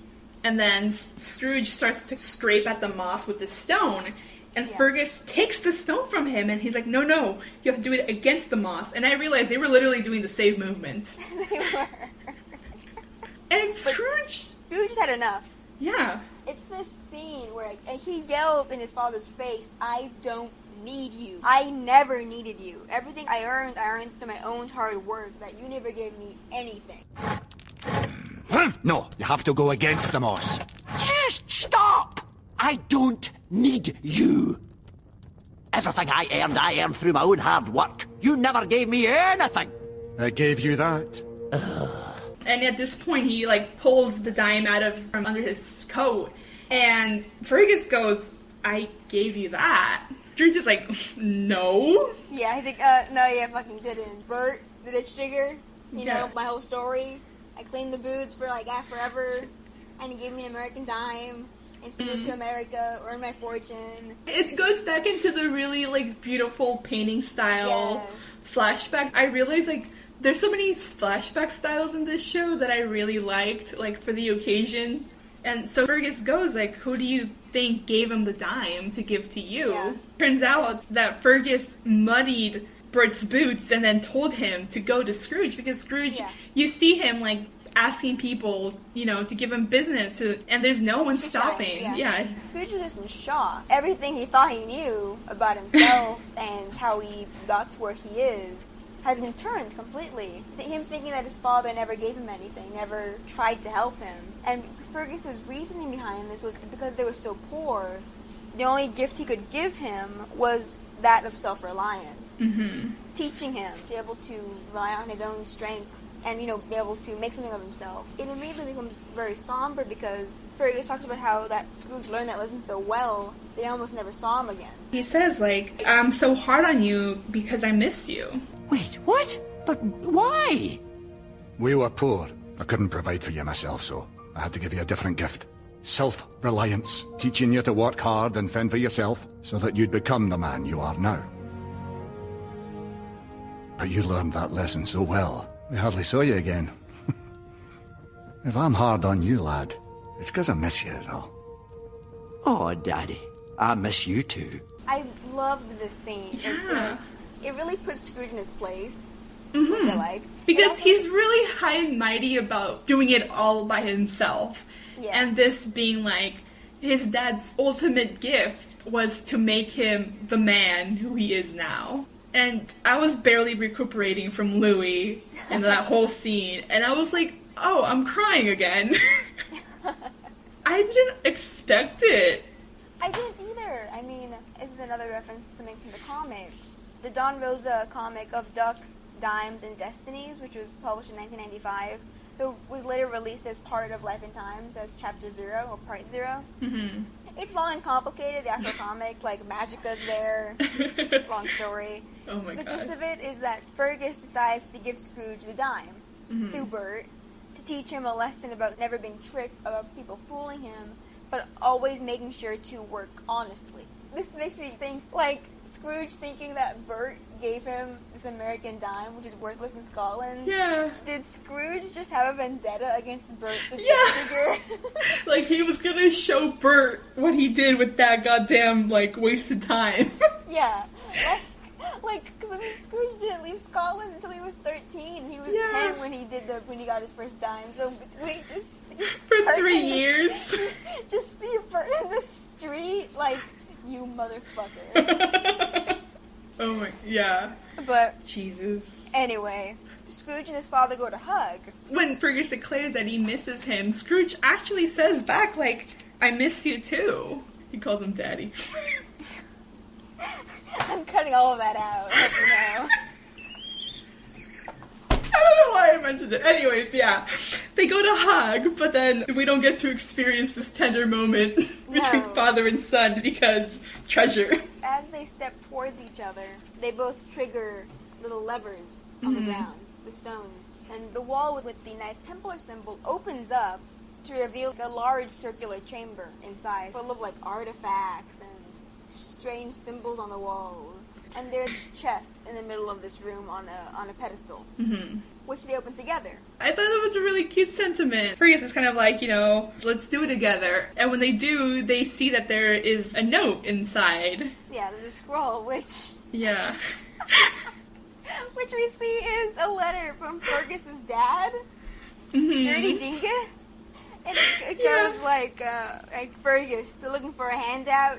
Nice try, you loafer. Keep searching for the treasure and maybe you'll learn how to save some of your money. Oh my god, and he's like, your dad, Dirty Dingus. And fucking Huey McDuck temper just... Yeah. Just because he throws a fit too. We definitely see where Donald gets it from, which Yeah. I loved. Oh my He god. throws his note on the ground and stomps on it. Dear Fergus, looking for a handout? Nice try, you lazy loafer. Keep searching for the treasure, sonny. Maybe you'll actually learn how to save money if you have to earn it. Your da, Dirty Dingus.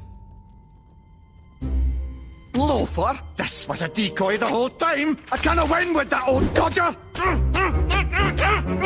He literally says basically the same thing that Scrooge has said earlier, like, I cannot win with this man. Like, he's dead, and I cannot win. Yeah. So we come back and we see Dewey running for his life from this demon dog. And as he's running, he's apologizing, and he's telling his brothers that he needs their help, and that he needs them. It's a really cool, like, action sequence of him, like, dropping down boulders and stones, and... The angles are all really different. There's an angle that's, like, right behind him by his feet as he's running. Yeah, because he bumps into a tomb, and more of the liquid ghost comes out. Yeah. And it's kind of like an angle from, like, the floor up. It's really cool. As he's running. Mm-hmm. we see he runs into a chamber that has a lot of rubble, and he climbs up and kind of falls down the side. It looks fairly painful. Yeah, he can't get up because the next scene is the dog literally lunges and he's at him basically, and it looks like it's the end, but luckily his brothers come back. Yeah. Huey's throwing rocks at the dog. Louie's waving a plank of wood he found. I love the little declaration, like, we're duck boys, you know? Good or bad, we're gonna do it together. And so they all get together, fend off the dog, and behind them, rising out of the ground, are the ghosts of their ancestors. Yeah.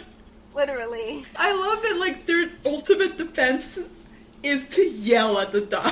Yes. Yeah. That's what the ducks do. Yeah. Donald's yelling at that tiger. You're right. Making it explode in House of the Lucky Gander. We're the Duck Boys! Good or bad, whatever we do it together!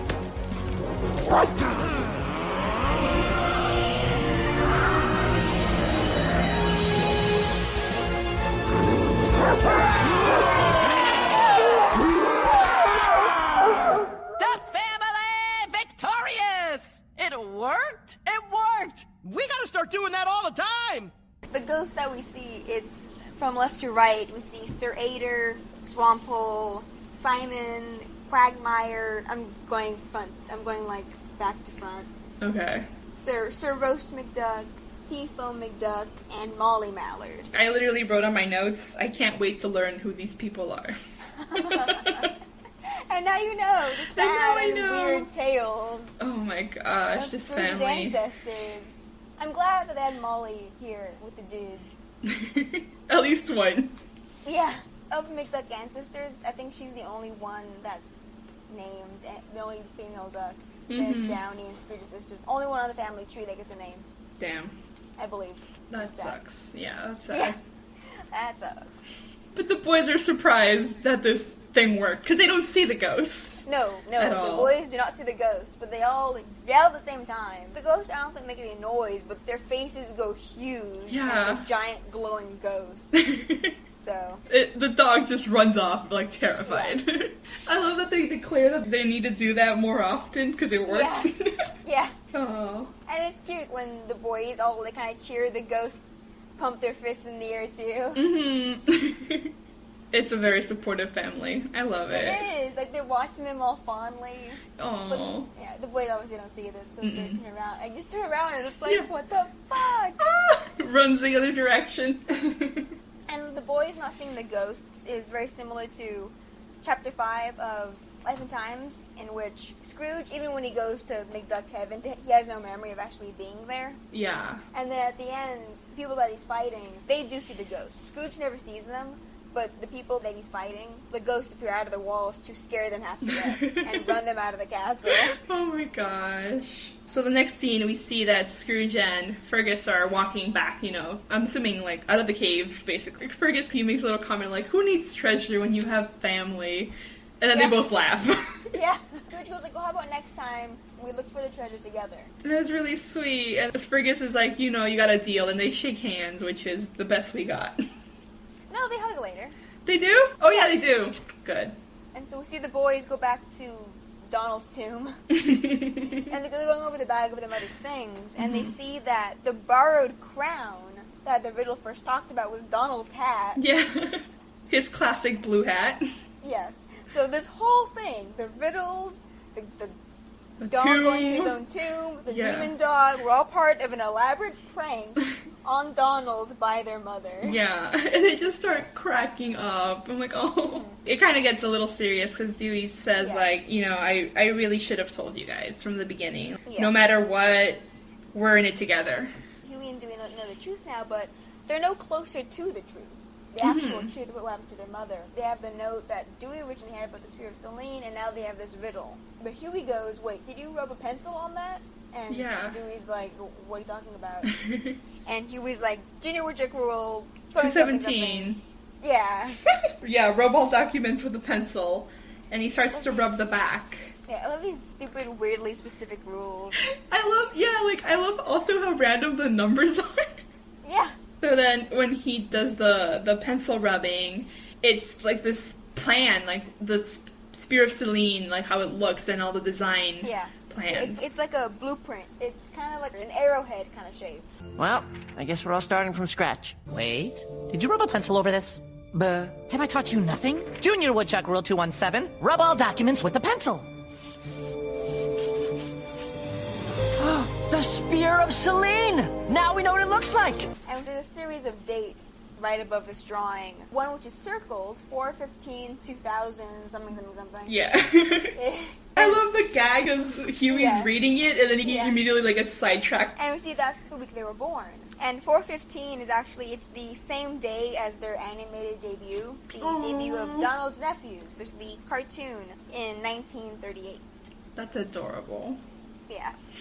So they're kind of like, oh, but what does that mean? And then they declare, like, we're going to find out together. Because now they know what the Spear of Selene looks like. Mm-hmm. Even if they have no idea what it is. Yeah. They know what it looks like now, so that's more than they had. Because, originally he thought it was a literal spear, so now you know what it is. Well, sort of. Well, yeah. They have a better clue than nothing. Yeah. And Dewey goes, oh, I can't wait to tell Webby. Oh, by the way, Webby knows too. The boys, Huey and Louie, are like, really? Like, what the fuck? And he's like, okay, we're honest from now on. Yeah. So, Scrooge and everyone's leaving. I assume it's not the same day, because Launchpad is loading up their luggage. Hopefully they stayed. I assume, because they brought luggage. Mm-hmm. Anyway, but so it's goodbye hugs all around. Literally, Louie and Dewey at least hug Downy, which is really sweet. And then we see Scrooge run in to hug both of his parents. Yeah, which is super cute, considering he, didn't want to, touch them when he first arrived. And then this part of Downy, trying to talk to Webby, who's still wide-eyed in shock. And she's like, are you sure you don't want any family photos or a leather-bound volume of McDuck history? I'm probably gonna throw it away. And I'm like, why? Why, though? Put it in a museum. I don't know. Right? But so everyone loads up into the Jeep. Everyone's ready to go. And Downey's like, hope see you in 5 years. Mm-hmm, I know. That's so sad. It is. Can you just not find them? The actual nature of the Misty Moors? What exactly makes them impossible to find? Well, he says it, opens up, right? Maybe it's, the actual, mist that surrounds it becomes less dense so he can actually see it. Can they send mail? Do they have electricity? Can they leave? Are they just stuck in the castle forever? If they leave, do they die? Yeah. How far are the boundaries of the castle? Because they can go outside, obviously. Yeah. How far? Is it once they're there a bit, they're immortal? But that doesn't make sense either. Mm-hmm.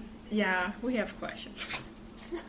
Everyone gets back in the Jeep, and Webby, as they drive off, Webby shakes off the spell. Yeah. She yells, what was Scrooge like as a kid? What's his favorite food? What's his favorite color? Who designed the castle? Who designed the McDuck tartan? She's, clinging to the window. And she's just yelling, no. Well, goodbye then. See you all in 5 years. Who built this castle? What was Scrooge like as a kid? What was his favorite color, game, song, food? Who designed the McDuck tartan? Who would... No!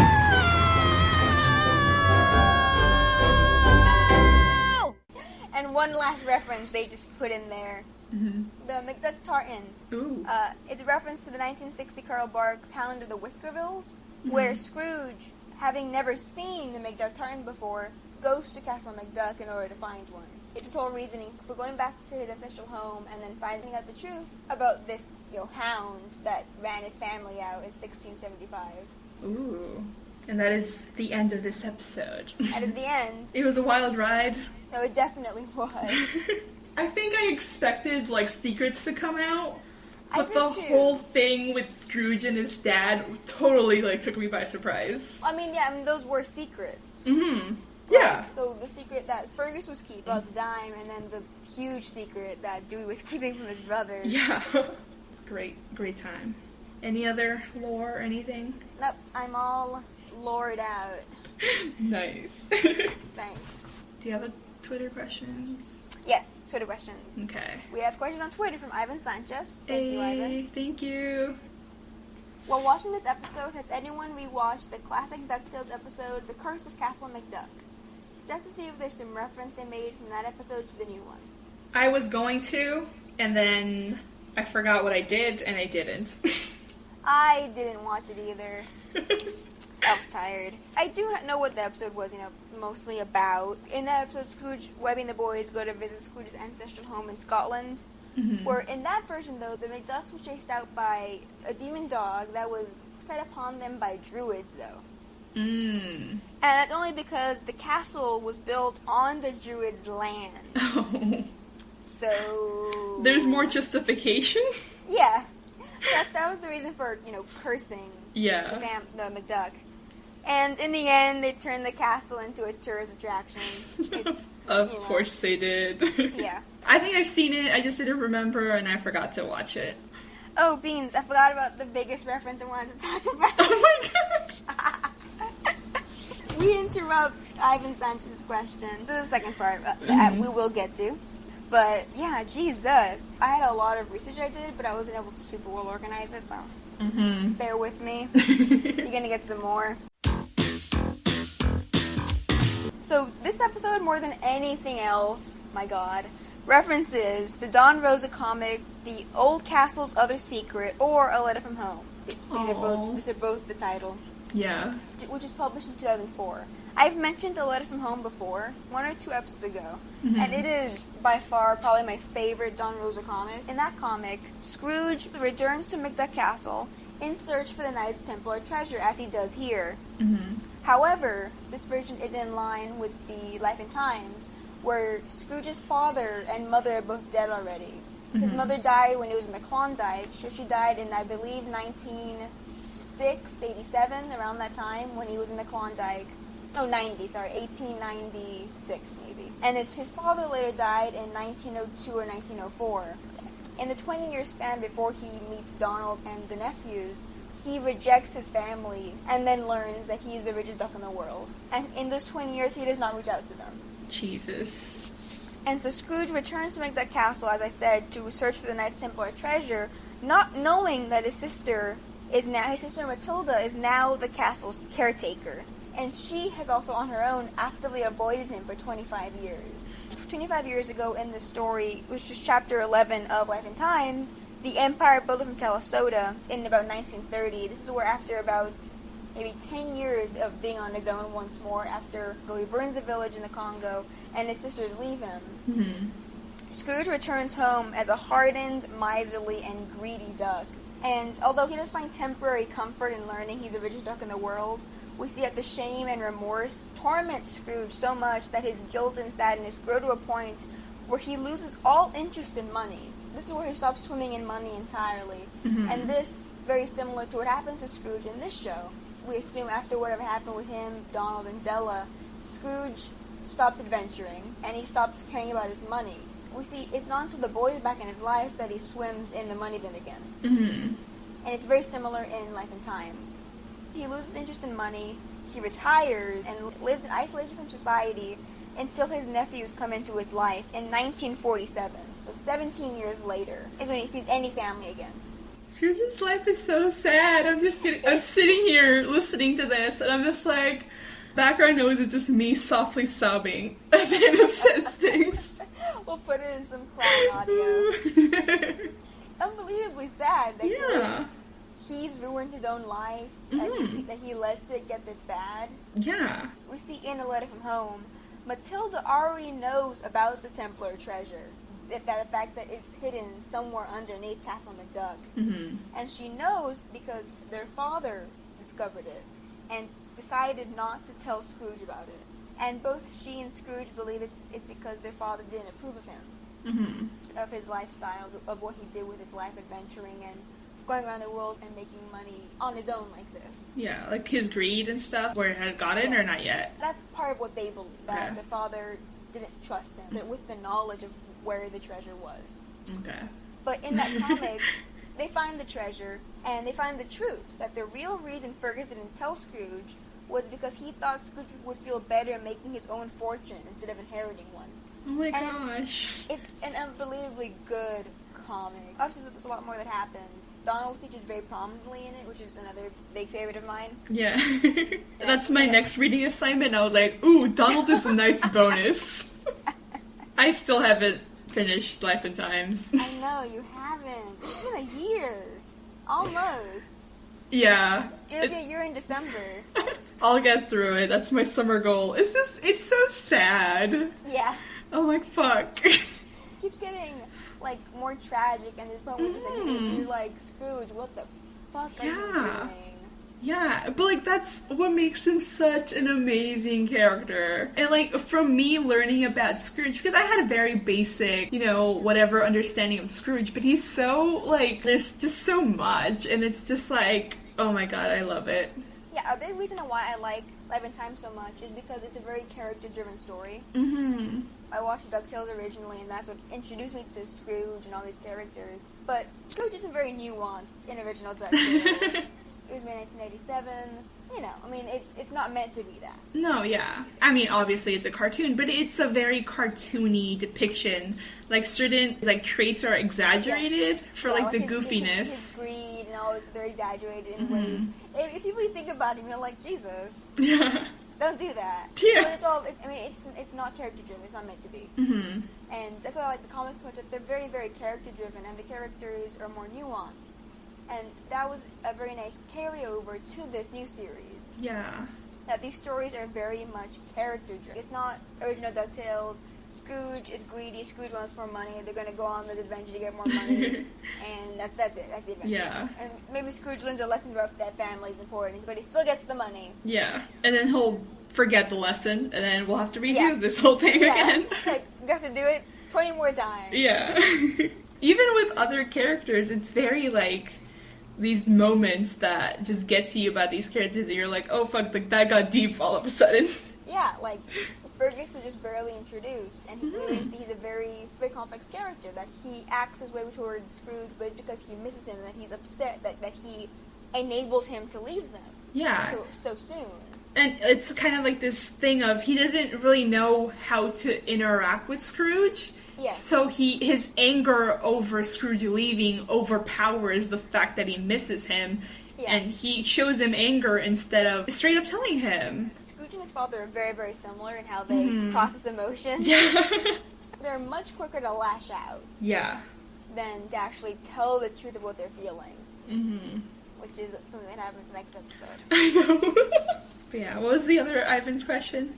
Yes, Ivan's other question was, do you believe that Scrooge's #1 dime, that what makes it special is because of the family bond Scrooge has with his family? Like, there's, what makes Scrooge stronger is when his family is with him with him all the time. That not even the evilest of villains can break the bond. I think the significance of the dime especially comes up more in the finale. Yeah. Like, symbolism-wise, I mean, Scrooge's dime, what he believed for years is that he earned it, that he had to do everything himself.